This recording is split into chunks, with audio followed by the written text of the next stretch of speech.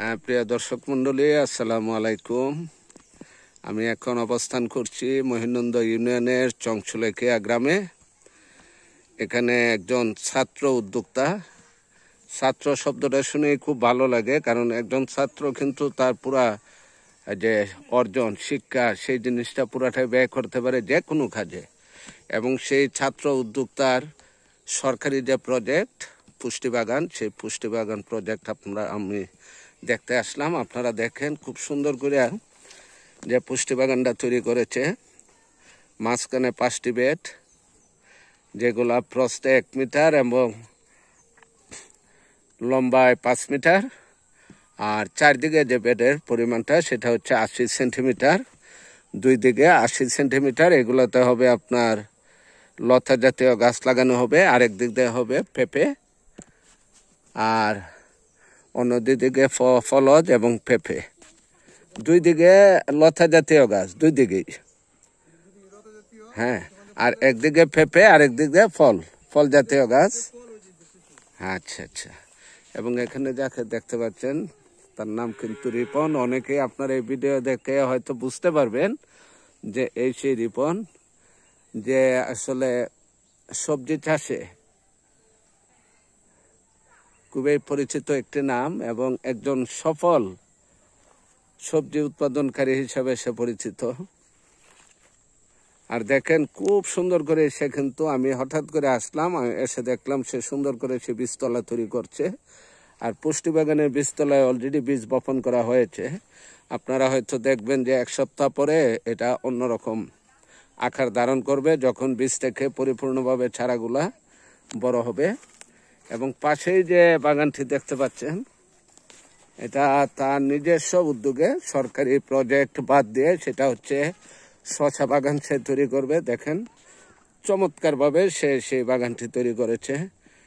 একদম সুন্দর সুন্দর করে কেল দিয়েছে বড় বড় করে, এবং প্রাথমিক যে সেটিং সেই সেটিং সে সম্পন্ন করেছে। এবং আজকে তার আরেকটি ভিডিও আমি দেখলাম, যে ভিডিওতে সে শসার বীজ রোপণ করেছে এবং রোপণ করার পদ্ধতিও সে ওই ভিডিওতে দেখিয়েছে।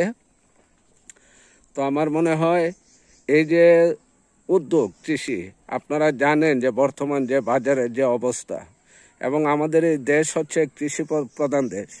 তো এই ক্ষেত্রে আমাদের সবার, আপনারা হয়তো এখানে অনেক বড় জায়গা দেখতেছেন যে আসলে আমরা কিভাবে এত বড় জায়গায় করব না। আমরা আমাদের যার যার অবস্থান থেকে আমাদের অল্প জায়গাও যদি থাকে, সেই জায়গাটাও যদি আমরা ব্যবহার করতে পারি, তাহলে আমরা সামান্যতম পুষ্টির চাহিদা আমরা মেটাতে সক্ষম হব আমাদের পরিবারে। এবং এর জন্যই সরকারের যে পুষ্টি বাগান, এটা আরেকটা প্রজেক্ট সরকার এখন যে আলোচনায় আসতেছে, যে নিবিড় চাষাবাদ।